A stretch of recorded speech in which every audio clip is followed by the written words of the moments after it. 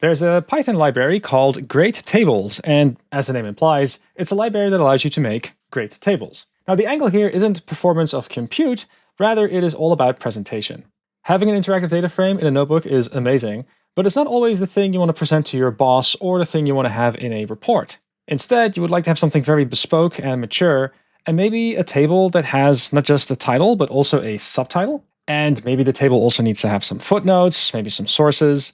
And you would also like to be able to customize all the entries and not just the values that you see over here, but maybe you want to add a proper summary. And maybe you also want to be able to fully customize the layout of a table to look really, really professional and to really feel bespoke. The goal of this video is to give you an introduction to this library and also to show you a trick or two that you can pull off while using this library inside of Marimo. And here's a table that can serve as a first demonstration. As you can see, this table has a title. There's different sections attached as well. We have a date, and there's also some information about stocks that are being traded. This is the S&P 500. Every date has an open, a high, and a low, and a close, which is the stuff you would expect from a financial report. A few things to point out is that we have a title, but also a subtitle over here, and the subtitle shows the start and end date. Also note that we are dealing with different columns that all have different ways of rendering. So there are monetary amounts over here, right, that you can clearly see. There's a date over here. And also note the human readable volume over here. It says B at the end. We are not displaying the full number. We are doing some rounding, and we can also see a letter appear, which is useful in this context. Now, to give you a rough idea of what the API is like, the big picture idea is that you start a great table by giving it a data frame. And this can be both polars or pandas. And from there, you basically have all of these methods that allow you to configure the table. And for every item that you're interested in configuring, you can imagine that there's a specific method. So there is a tab header, and you can really set the title as well as the subtitle from here. Next, you can see that we have a couple of verbs over here that are all about the way that we format certain columns. So there's a currency over here. We specify which columns are currencies, and you'll notice that those are the ones that have this $ in front. And notice this date style that appears over here. This is a special string that allows you to pass through a date column, and this is how you can then render it. A very similar thing is happening with the number over here. Note the compact setting. And you can also declare that there are some columns that you would like to hide. You could also hide those columns from this original data frame, and you could maybe do a bit of pre-processing there, but it's nice to have those methods available here too. One thing that you can really appreciate about this library is not just the API, but also the fact that immediately it plays nice with Marimo. So I've got this date range picker over here where I can select the start and end date. And this is something that I can then reuse in the code that you saw before. There's a start date over here, an end date over here. We have our original data set, and both the start date and the end date are being used to filter. So that gives me the data set that I pass along to the Great Tables API.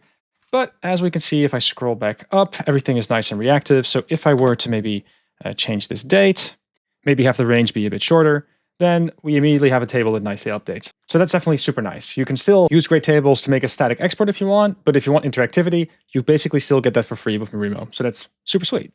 You can go a step further though if you want. Great Tables generally can be seen as a tool to export statically, but there are some things that it can also render for you that are interactive. Because after all, it can also deploy to the front end, so there's a little bit of interactivity with a little bit of JavaScript that it can do for you. And for that, I made an interesting little demo. So I've got my World of Warcraft dataset here, which I've used in a bunch of live streams as well. And these are access logs, so I can count how often certain types of players are playing. There's a bit of polars that I'm doing on top over here. I'm just doing some data cleaning, and then I am doing some aggregations. And in particular, one thing I would like to point out is that in the final aggregation, I am aggregating and I'm getting two things. I'm saying, look, just sum all the hours per race, but also just grab the values and witness that.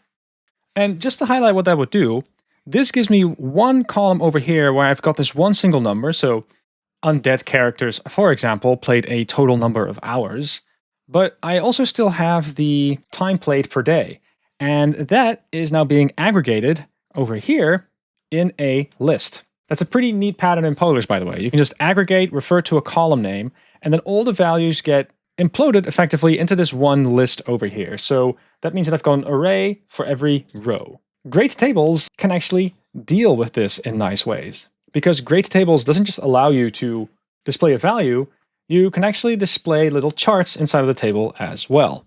The way you do that is by using this format nano plot method.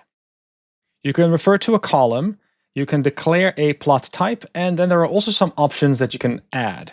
In this particular case, in the default behavior, it would show you data points as well as area. I kind of prefer to have a bit more of a sparkline instead. So anyway, having said that, this is what the final table would look like. And I have my race, I have my hours, but you can also see that over time thing I've got over here, those were all the separate values I had. That was that list inside of a row.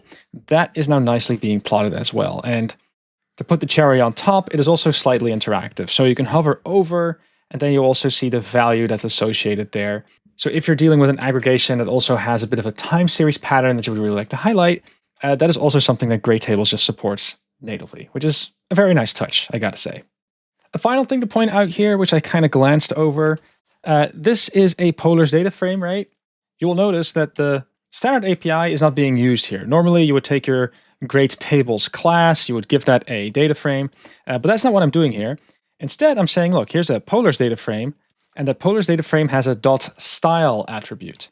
And this is very similar to the plotting API that's attached to Polars. It is optional. You can definitely still use Great Tables, but if you want to be quick about it, if you just want to have a Great Table, you can also just do .style and then chain on from there as you would normally. This obviously only works if Great Tables is installed. It's an optional dependency. But the fact that you can method chain this from Polars, I would argue, is also just a nice touch. So if you haven't already, and if you're interested in making Great Tables, it's a nice package. Give it a look.